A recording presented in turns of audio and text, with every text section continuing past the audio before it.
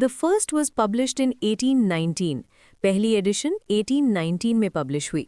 The third edition, which hardly differed at all from the previous one, appeared in 1824.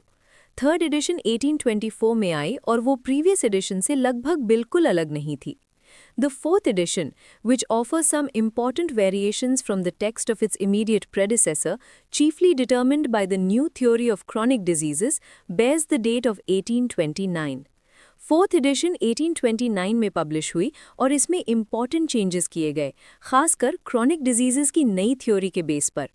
The fifth and last edition, published in 1833, contains several novelties, such as the theories of the vital force and the dynamization of medicines. Fifth और last addition 1833 में publish हुई, जिसमें नए concepts add हुए, जैसे vital force और dynamization of medicines. In previous editions, Hahnemann had in several places spoken rather slightly of the vital force and its influence on the production and cure of disease. पहले editions में Hahnemann ने vital force और उसके disease के cause और cure पर effect को हल्का सा ही मेंशन किया था, लेकिन लास्ट एडिशन में इन बातों को या तो हटा दिया गया या काफ़ी मॉडिफाई कर दिया गया. And the vital force occupies quite a different and much more important position in regard to disease, its cause and cure. और अब वाइटल फोर्स डिजीज़ के कॉज और क्योर दोनों में एक बहुत ज़्यादा इंपॉर्टेंट और सेंट्रल पोजीशन लेती है. The doctrine of dynamization of medicines by the pharmaceutical process peculiar to homeopathy, which had only been hinted at in previous editions, is in this edition distinctly stated. Homeopathy के special pharmaceutical process से medicines को डायनामाइज करने का concept, जो पहले सिर्फ hint किया गया था, इस एडिशन में क्लियरली एक्सप्लेन किया गया है.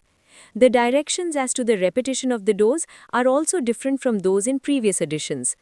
Dose को repeat करने के rules भी पहले edition से अलग कर दिए गए. These two last named points are still further modified in Hahnemann's later work on chronic diseases 1838. ये दोनों points बाद में Hahnemann की book Chronic Diseases 1838 में और भी modify किए गए, as will be seen by the quotations I have made from that work. जैसा कि आप उस किताब से दिए गए कोटेशंस में देख सकते हैं. Thus, while the body of this work contains the organon precisely as it appears in the last edition, इसलिए इस बुक का मेन पार्ट organon को बिल्कुल लास्ट एडिशन के एग्जैक्ट फॉर्म में प्रेजेंट करता है. The appendix gives a detailed history of the origin, growth and progress of the homeopathic system of medicine in the mind of the author. और appendix में detail में बताया गया है कि ऑथर के माइंड में होम्योपैथी का सिस्टम कैसे शुरू हुआ, कैसे ग्रो हुआ और कैसे डेवलप हुआ. I have not presumed to criticise the views और स्टेटमेंट्स ऑफ द ऑथर. मैंने ऑथर के व्यूज़ या स्टेटमेंट्स को क्रिटिसाइज करने की हिम्मत नहीं की है. His denunciations of the practice of the old school, though quite deserved when he wrote, are not applicable to the present condition of allopathic medicine. उन्होंने जो ओल्ड स्कूल मेडिसिन की क्रिटिसिज्म की थी वो उनके टाइम में सही थी, लेकिन आज की एलोपैथिक मेडिसिन पर पूरी तरह अप्लाई नहीं होती.